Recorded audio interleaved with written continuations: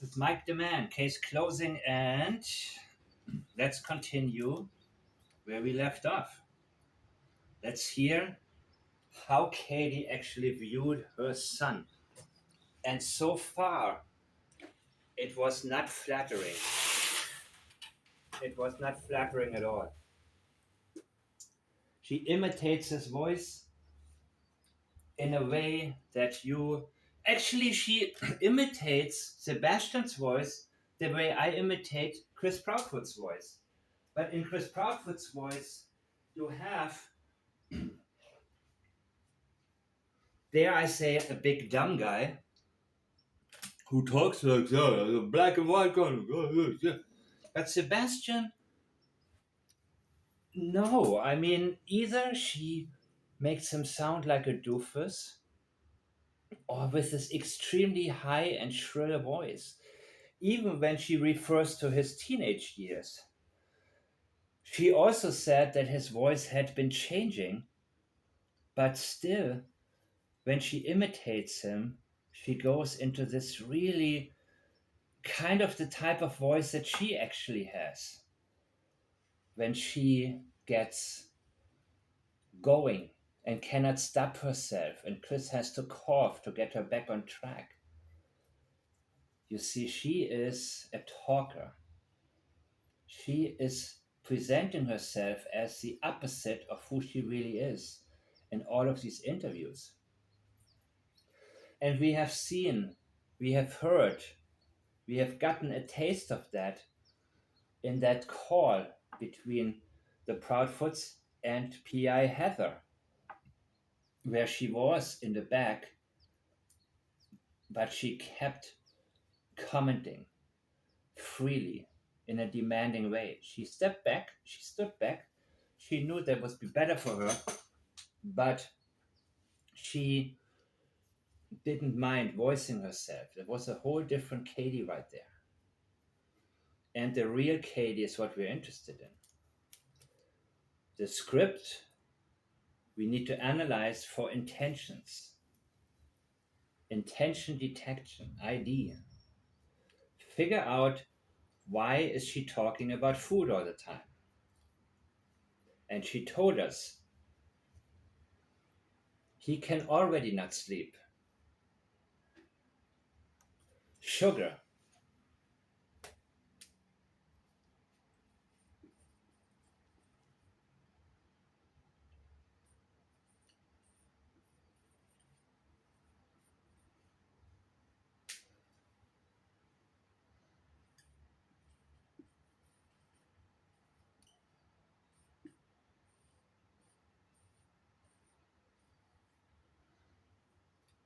Something like that.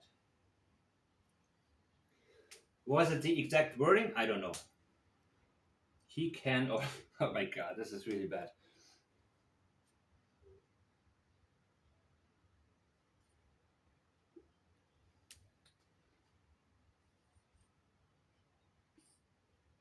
Do I need to look up the exact wording for my last video? No, huh? She's talking about how much sugar Sebastian had. Jesus, I think I need to look it up to make sure. Don't eat all the sugar in the world. You already can't sleep. There we go. That's what she said. And you see, these are the moments that I listen to this long blah blah blah for. What are you trying to get at, Katie? Why are you talking about food constantly? Why are you trying to tell the whole world what Sebastian was eating? How much he wanted to eat? How much he was supposedly eating? When we could all see he was not eating that much. You have two well-fed adults, but of course the alcohol could also be reason for the massive weight gain. I actually think that's what it probably is. And of course, hiding in the house because the whole world knows something's up with you. But this is why I'm listening. She's talking about all of the food, the colossal popcorn, this and this. And then she says it that she told him, don't eat all the sugar in the world. You already can't sleep. The reason they're starving him, and the reason she mentioned how much he had to eat that day, supposedly, and what kind of food he had to eat. And maybe that's why she was worried when they were sitting at the Texas Roadhouse and she was on the phone, probably with Chris. Probably, yes, absolutely. That was where her mind and her heart was at. And she saw Sebastian eating and probably didn't think about that some food actually is good for you and calms you down and fills your body, nutritionally speaking, not just quantity wise, where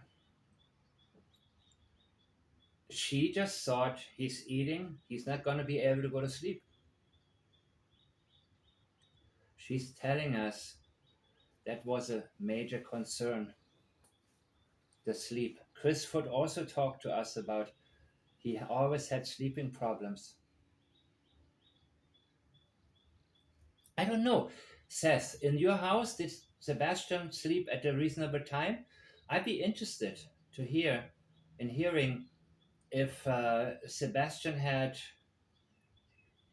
a regular rhythm when he was with you over the weekends. Did you just, I mean, did you, well, I'm assuming that it was weekends and they both like video games that they just kind of went with the flow and maybe, played the games, didn't really, didn't look at the clock, which is reasonable, you know,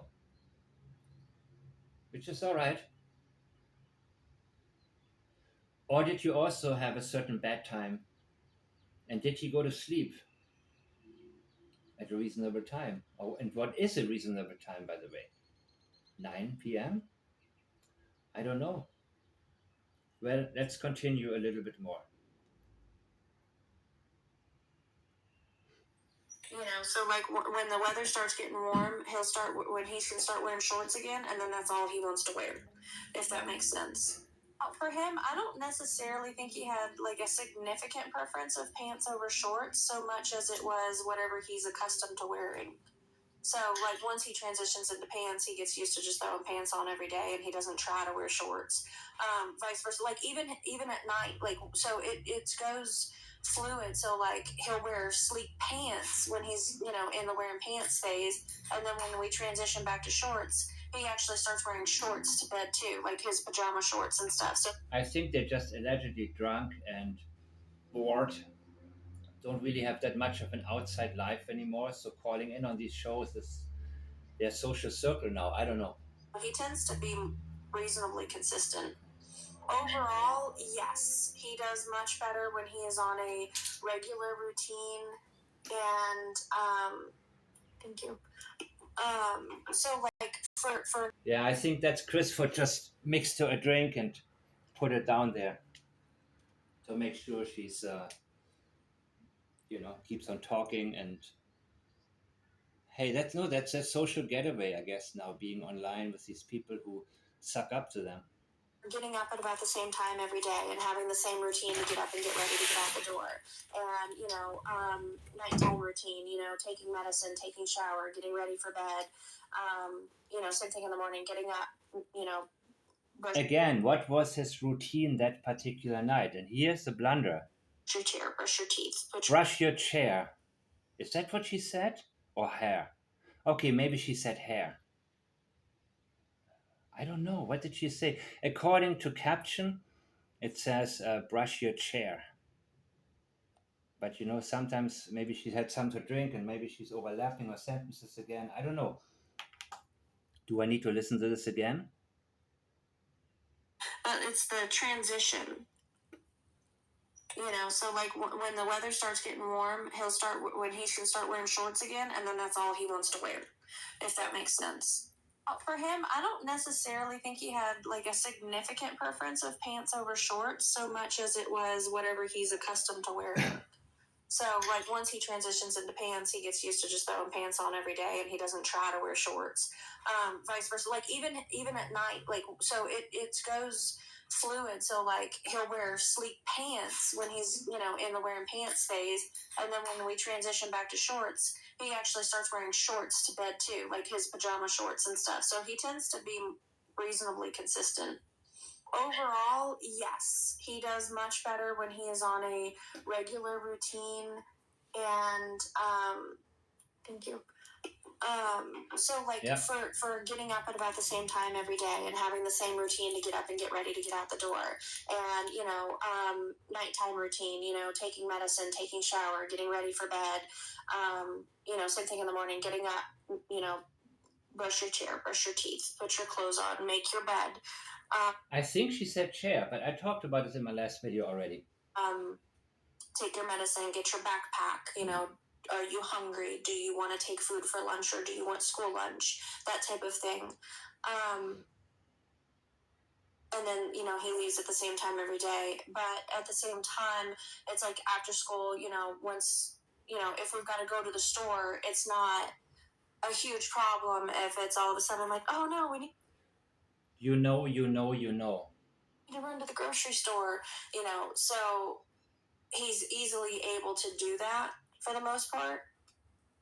So yes, he's able to just like go run some errands and things like that, but he's also, for the most part, we try to keep him on a regular routine so that he functions better. If you have sporadic bedtimes and everything, then he starts having more difficulty with being on track and on task and everything, or he'll he doesn't really sleep very well. His sleep routine has never been specific, but it's downtime, it's quiet time, it's you remove the stimulus, screen time shuts off at the same time every day so that you have that decompression time. And we have the night lights and the little fidgets for the self-stimming and everything, because that's you can't make them just do nothing. It's turning off all the screens and okay, we're going to be quiet. I understand you're not necessarily going to sleep, but you're going to lay in the bed and relax. See, sleep was a major issue, especially that very last night. Prefers to be inside, and the inside stays pretty consistent. He absolutely loves going swimming. So I mean, he loves the summer because You swimming inside? Is he swimming inside?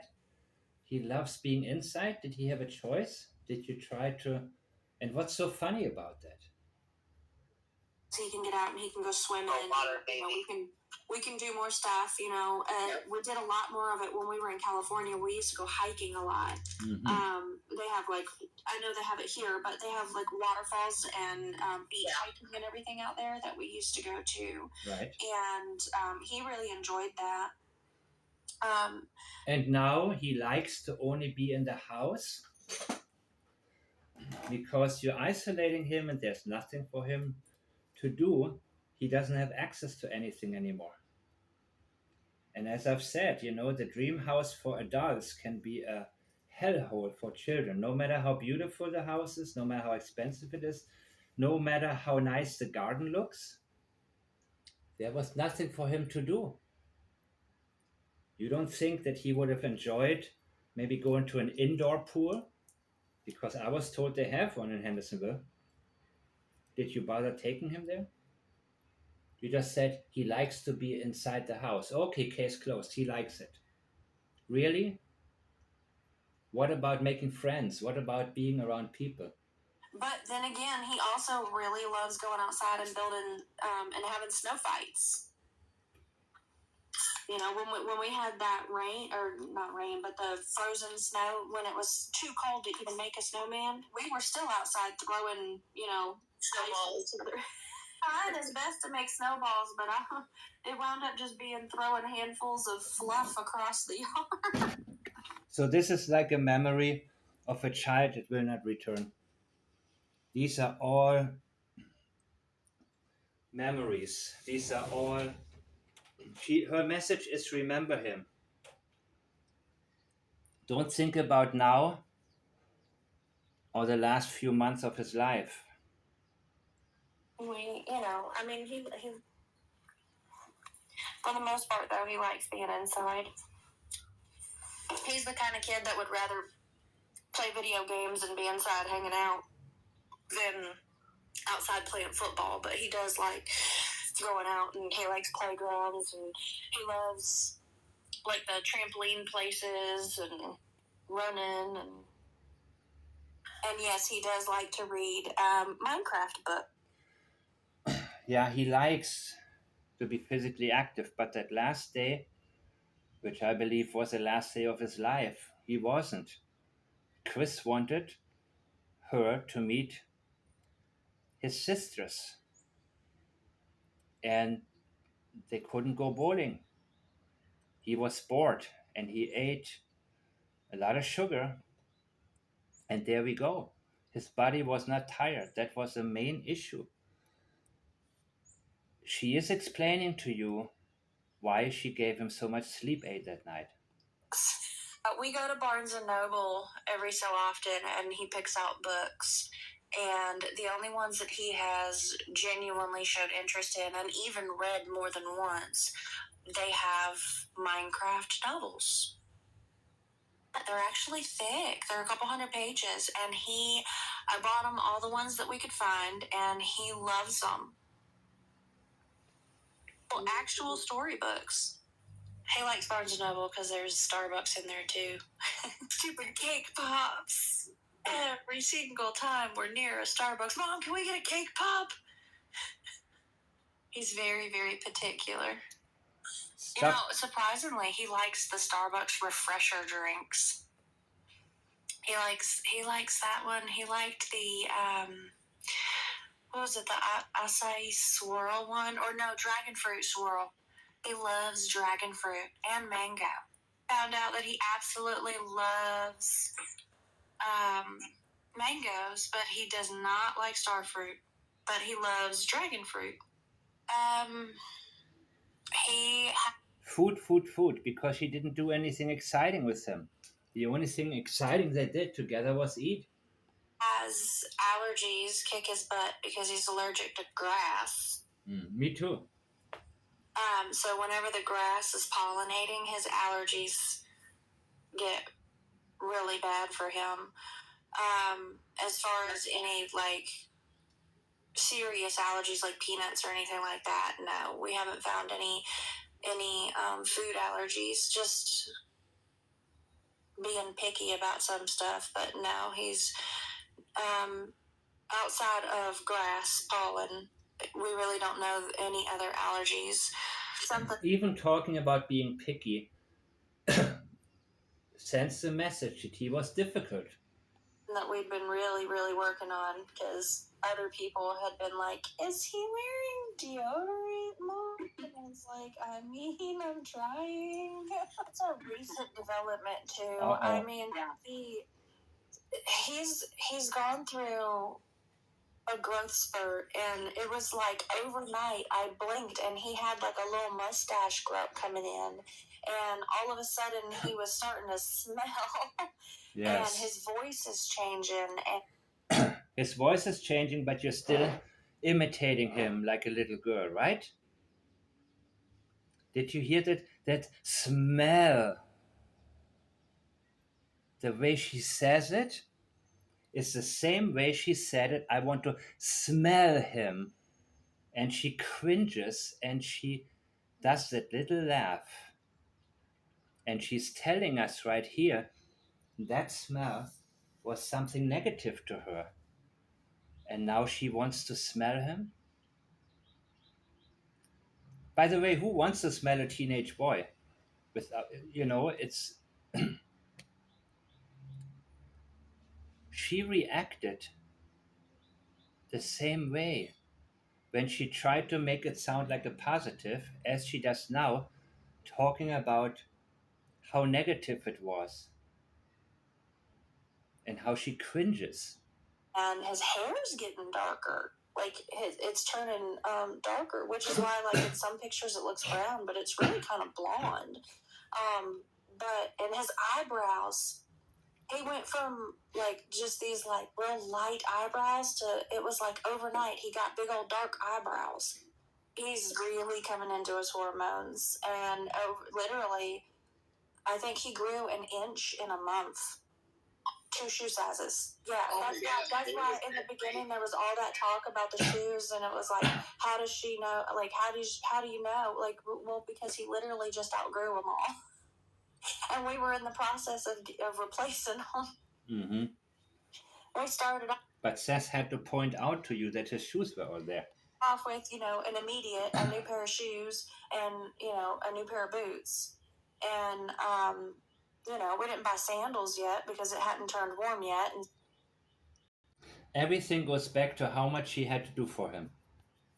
so I told him, I said, when the weather gets warm, we'll buy them then, because who knows if you're going to grow more in another month. He literally, like, it was like he went to his dad's, and then not even a week later, he's like, Mom, my shoes don't fit. And I was like, but those are new. And he's like, my toes are in the front. And I was like, oh, Lord, get in the car. He's so angry about getting hair on his face. And I was like, well, Bub, we can teach you how to shave it off. And he's like, no. And I was like, so you want to leave it on your face? And he's like, no. I was like, I don't know what to help. I don't know what to do to help. Like, unfortunately, you got 2 options: have hair or shave the hair. I don't know what else to do. I can't make it not happen. He goes back and forth. And we, for the most part, try to accommodate it. Like, there's sometimes when we go into a haircut, he's like, I want to keep it longer. And then other times he's like, I want to shave it all. Normally, when we go into a haircut, I pull up, like, pictures of haircuts, and I let him, like, I'm like, okay, what do you want to do this time? So honestly, it just depends on how he's feeling. He changes his mind on what he wants on his hair. No, I mean he's growing and changing, and the voice thing throws me off because like some days he still sounds like my little bub, and other days I'm like, who's this grown dude in the house? Like, what? But we knew it was coming because his voice has been cracking for a little while here and there. But it had only recently started getting deeper more consistently. No, so here, I can't speak for when he went to Seth's house, but here, we did positive reinforcement and positive reward system, so he earned his game time. And it was on the Switch, which had like the parental monitoring and everything. Mm-hmm. So that was the only game system that he had played on here in a. Yet the CPS report supposedly states that he was constantly being ignored. So she's trying to think of anything that she can talk about that is about what they have done together. But many of these stories are from when he was a lot younger. So what they have been doing recently, the only thing really was eat. There wasn't really anything else, any activity. There was not anything worth reporting, not anything significant other than, he was growing.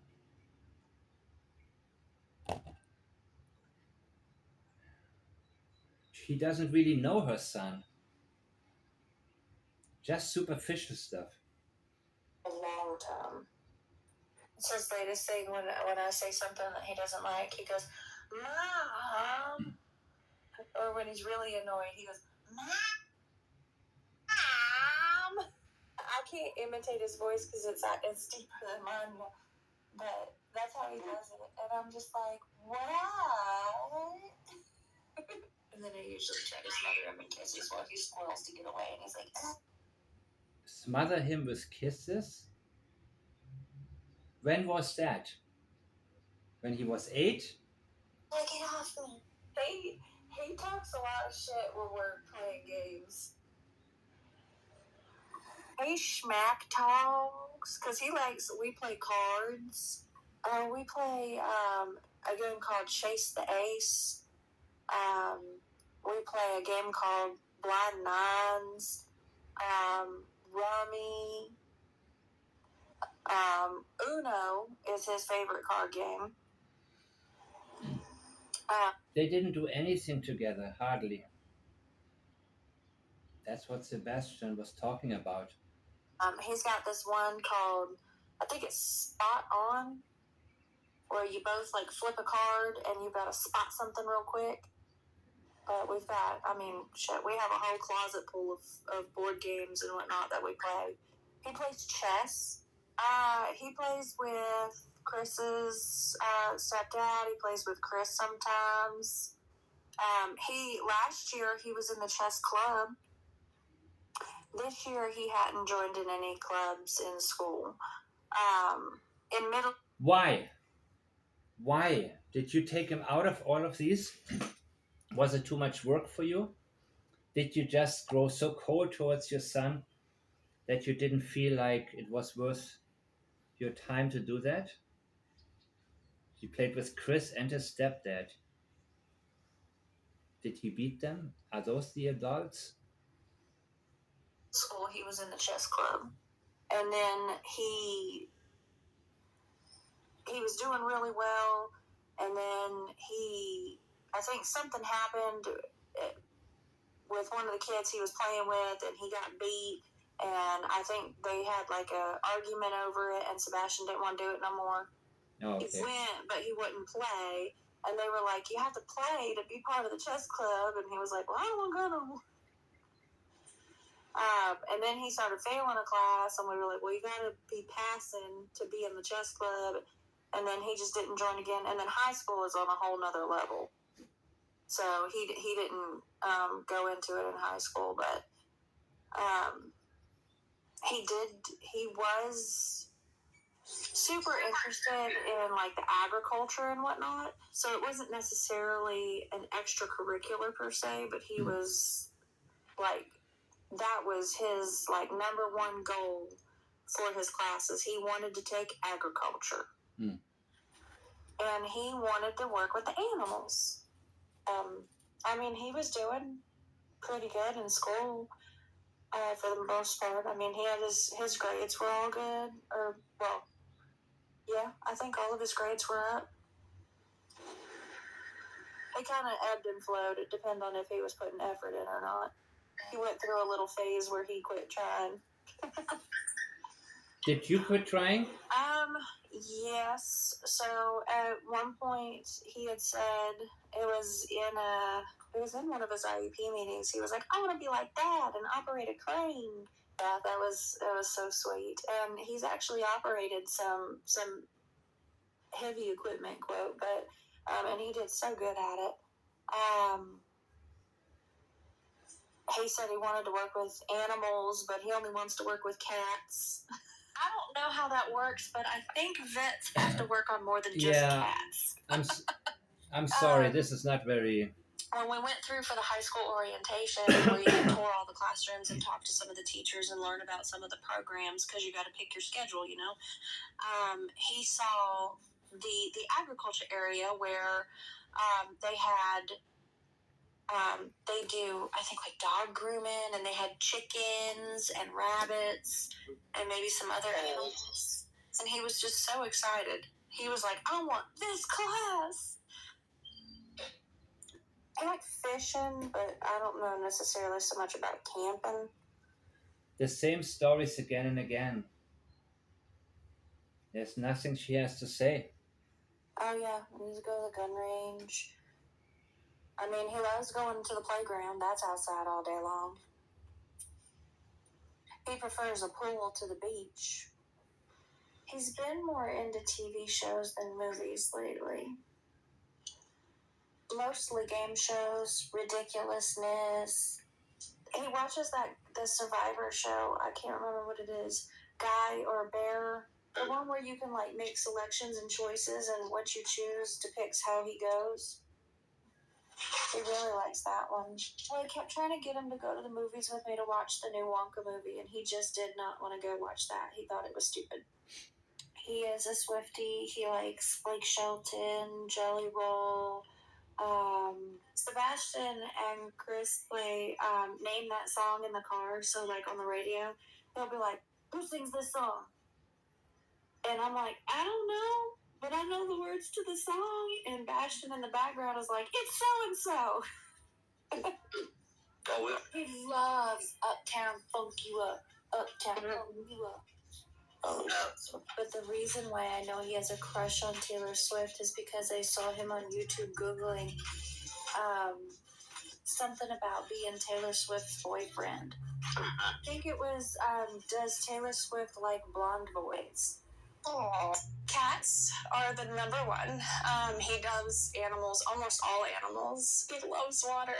He swims like a fish. He is high, what they would consider high functioning. He's not, he doesn't struggle with verbal communication, but he does, he does struggle sometimes with expressing himself, is, I guess, the best way that I could put that. But he's so smart, and he's so capable, and that I think the initial image of him that was portrayed was misleading to an Who portrayed it? Who started it? extent. And I think that in the chaos of trying to get the initial information about him out, that various things got taken and misconstrued. So I would just tell everyone Got taken he's smart. at face value. What you or Chris or both of you told them. He's capable. He's funny. He's able to speak to you and to recognize things. You know, he's a teenager, and you know, so he's a young man. Honestly, he just had a birthday, and I'm sure that his mustache is coming in more. I mean, he's just. So his mustache is coming in more. Where? Where is he living? What is he doing? Whom is he with? Is he alone in the forest somewhere? Is this not concerning? Don't you ask? Don't you now at least express some wonder if somebody has him? She has not once pleaded with somebody who may have him, as Seth has done. She knows he's not with anybody. He's not anywhere. You guys have gotten rid of the body. And that's the end of your story. And now you're just making up things and talking about unimportant things. And Taylor Swift, yeah, I mean, it's sad, man, that he didn't really have, a social circle, a social life at all. But all this talk and nothing about what is he doing now. This is your child. Is he suffering? Is he why would somebody have taken him and kept him without calling law enforcement or dropping him off somewhere? And wouldn't that be a reason for concern if somebody had taken him? For what reason? Is he being abused? She knows none of this is the case. They're watching Seth suffer with uncertainty. They're holding all the cards. Chris Foot feels good about that. He knows something that you don't know. That's not often the case. He wants to be the one who knows. He doesn't want to learn, he wants to teach.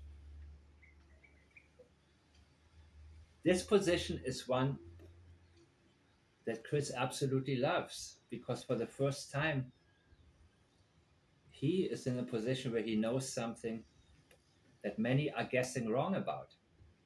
That makes him, that's why he said it's going to be amazing when he's going to be found. He does not want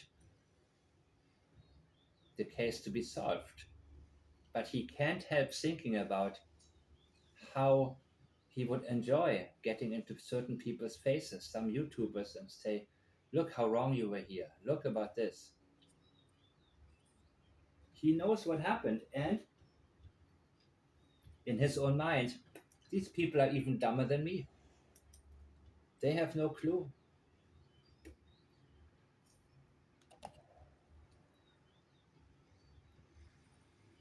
Wait a minute. Just, he really is a good kid. I miss his smile. You see, after all the trashing and all of the food and the problems not sleeping, she throws in the little bit of script.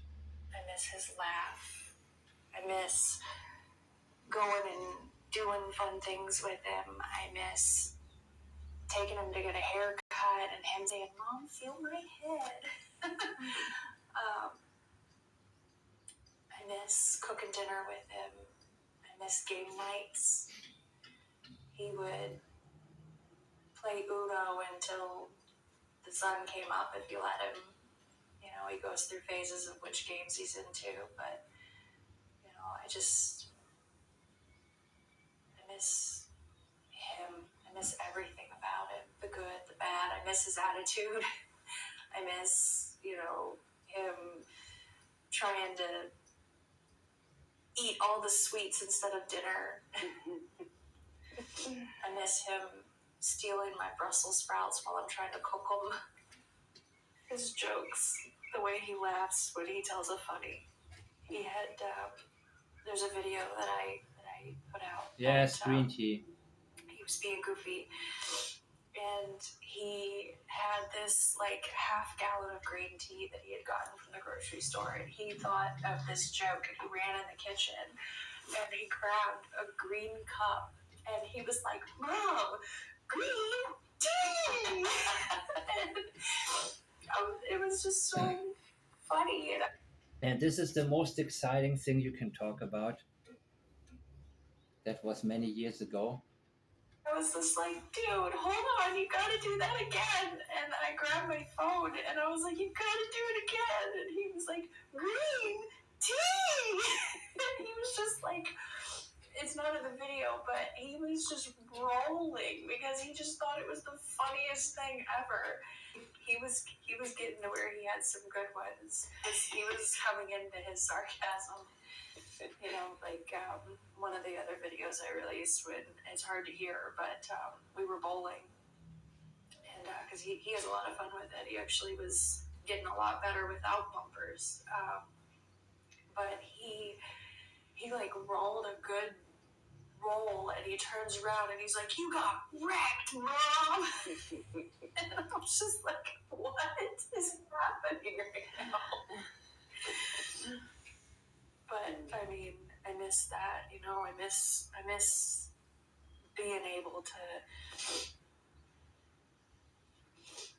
hang out with him, you know, because he's not little anymore, you know. Which we had a lot of fun when he was little, but when they get older, you know, you start being able to do different things with them, and you know, game nights are, God, they're a blast sometimes. He loves to go to the pool as much as possible. He loves to swim. He's I don't know if I put that picture out or not, but there's one that I took of him. He has on this like giant, I think it was a flamingo, and he was just like, just being a cool guy. Okay. Is talking about him is what we want to do, but we want to make sure that people know his face. We want to know that people know who they're looking for, and we would just ask that everyone just kind of be aware of your surroundings in general. You never know. All it takes is just one person that could make a difference. So, in other words, there wasn't really anything worth reporting that they have been doing together in the recent months. Nothing exciting, nothing really. Everything was when he was a little kid. And yeah, okay, this was not very exciting, but it is a video that's out there, and the title is Sebastian Rogers Through Katie Proudfoot's Words. And I will see you next time.